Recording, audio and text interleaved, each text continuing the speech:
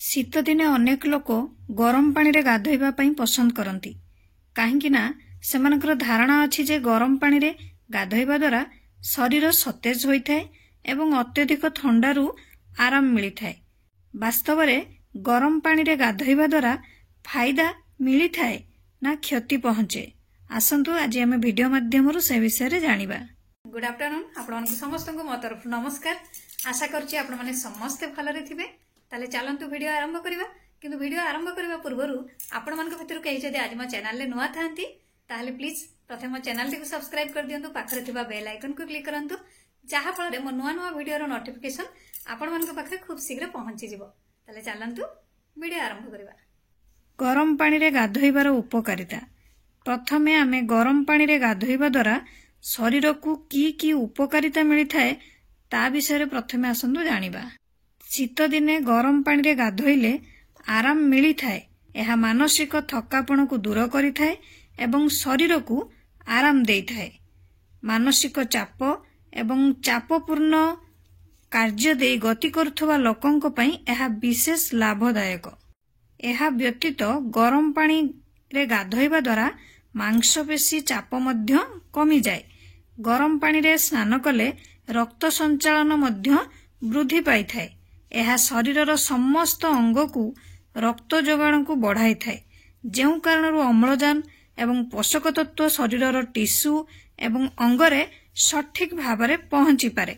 शीत दिने शरीर रे ठंडा अंश को गरम रखिबारे मध्य सहाय्य करिथाए।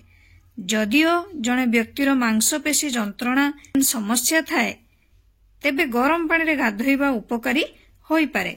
एहा एक स्पा चिकित्सा परी काम करिथाए। जदि उषुम पानी रे स्नान करंती तेबे चर्म को आराम मिलिथाए, चर्मरू मैला मध्य दूर होइथाए। ताहले चलंतु एबे आमे गरम पानी रे गाधोइबार अपकारिता विषय रे जानिबा। शीत दिने गरम पानी रे गाधोइबार जेतिकी फायदा अछि सेतिकी असुविधा मध्य रहिछि। अत्यधिक गरम पानी चर्मर प्राकृतिक आर्द्रता को नष्ट करि दिए, जहा द्वारा चर्म ड्राई हो जाए। यह चर्म रे ज्वलन, कुंचन एवं फाट सृष्टि करि पारे।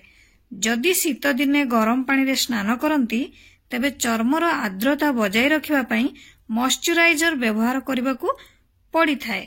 गरम पानी रे स्नान करिबा द्वारा चर्मर ऊपर स्तर रे ज्वलन मध्य सृष्टि होई थाए। विशेष करी सेंसिटिव स्किन क्षेत्र रे सब देखा जाई थाए। अत्यधिक गरम पानी रे गाधोइबा द्वारा चर्म रे लाल रंग, कुंचन, एलर्जी होई पारे। यह चर्मर अवस्था को मध्य खराब करि पारे। एक्जिमा एवं सोरियासिस भली समस्या को बढ़ाई दिए। यह व्यतीत गरम पानी रे गाधोइले शरीरर तापमात्रा बढ़ी जाए। यह द्वारा रक्तचाप वृद्धि पाई पारे।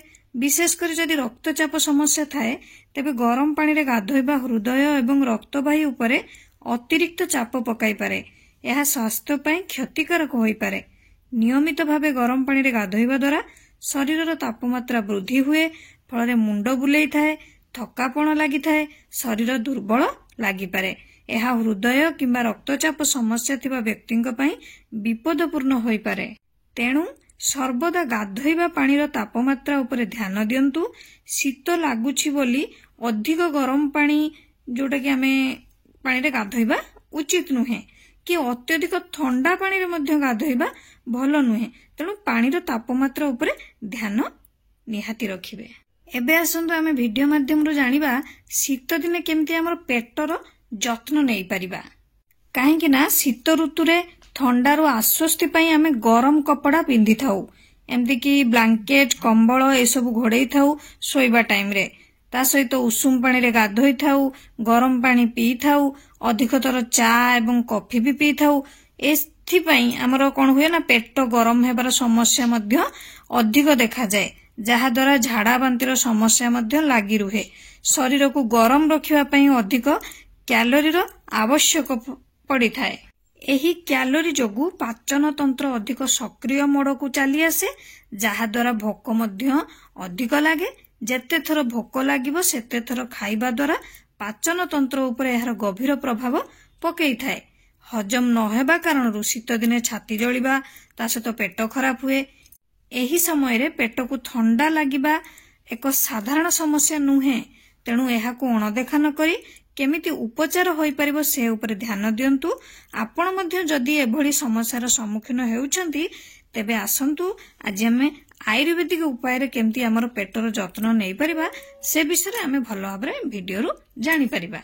ରୋଷେଇ ଘରେ ଥିବା ଜିରା, ଧଣିଆ, ମେଥି, ପାନମଧୁରୀ, ଜୁଆଣି ଏହି ସବୁକୁ ମିଶେଇ ଆପଣମାନେ ଗୋଟେ କାଢା ପ୍ରସ୍ତୁତ କରନ୍ତୁ। ତାକୁ ଦିନକୁ 2 ଥର ଲେଖାଏଁ ଆପଣମାନେ ପିଅନ୍ତୁ।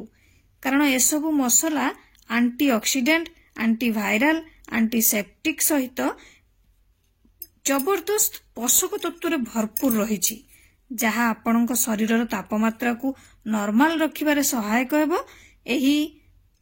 ସେଥିପାଇଁ ଆପଣମାନେ କଣ କରିବେ ନା ପ୍ରଥମେ ଏଇ ସବୁ ମସଲା ଯୋଉ ଗୁଡ଼ିକ କହିଲି ତାକୁ ସବୁ ରାତିରେ ପାଣିରେ ଭିଜେଇ ଦେବେ। ସକାଳୁ ଆପଣମାନେ ଛାଣିକି ପିଇବେ। ଦେଖିବେ ଆପଣମାନେ କମ ଦିନ ମଧ୍ୟରେ ଫାଇଦା ଜାଣିପାରିବେ।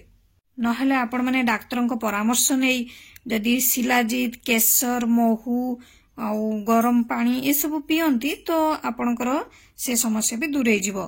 ସେଥିପାଇଁ ଯଦି କଣ କରିବେ ନା ପାଣି କିଛି ଭଲ ଭାବରେ ଫୁଟେଇ ନେବେ, ପାଣିରେ ଆପଣମାନେ ଶିଲାଜିତ, କେଶର ଏସବୁକୁ ଗୋଳେଇ ଦେବେ, ତାପରେ ଛାଣିକି ସେଥିରେ ମହୁ ମିଶେଇକି ଆପଣମାନେ ପିଇ ପାରିବେ।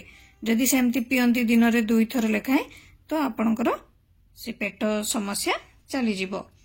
ନହେଲେ ଆପଣଙ୍କର ଶରୀର ଯଦି କୌଣସି କାଢା କିମ୍ବା ଅନ୍ୟ କୌଣସି ମସଲା ସେବନ କରିବାକୁ ଇଚ୍ଛା ପ୍ରକାଶ ଯୋଉଟା କି ପିଇବା ପାଇଁ ଭଲ ଲାଗୁନି ତ ଆପଣମାନେ ଡାକ୍ତରଙ୍କ ସହ ପରାମର୍ଶ ବି ନେଇପାରିବେ। ସେଥିପାଇଁ ବିଭିନ୍ନ ଔଷଧ ବି ଅଛି, ଆୟୁର୍ବେଦିକ ଔଷଧ ଖାଇପାରିବେ। ସୁସ୍ଥ ସମ୍ପୂର୍ଣ୍ଣ ଜୀବନ ସମସ୍ତଙ୍କର ଅଧିକାର ଆଜ୍ଞା, ଏଥିରେ ହେୟ ଜ୍ଞାନ କରିବା ଅନୁଚିତ। ଆଶା କରୁଛି ଆପଣମାନଙ୍କୁ ଭିଡିଓଟି ଭଲ ଲାଗିଥିବ। ଯଦି ଭଲ ଲାଗିଥାଏ ତାହେଲେ ନିହାତି ଲାଇକ୍, କମେଣ୍ଟ, ସେୟାର, ସବସ୍କ୍ରାଇବ କରିଦେବେ। ମତେ ତାହେଲେ ବିଦାୟ ଦିଅନ୍ତୁ, ପୁଣି ଦେଖା ହବ ନେକ୍ସଟ ଭିଡିଓରେ। ନମସ୍କାର।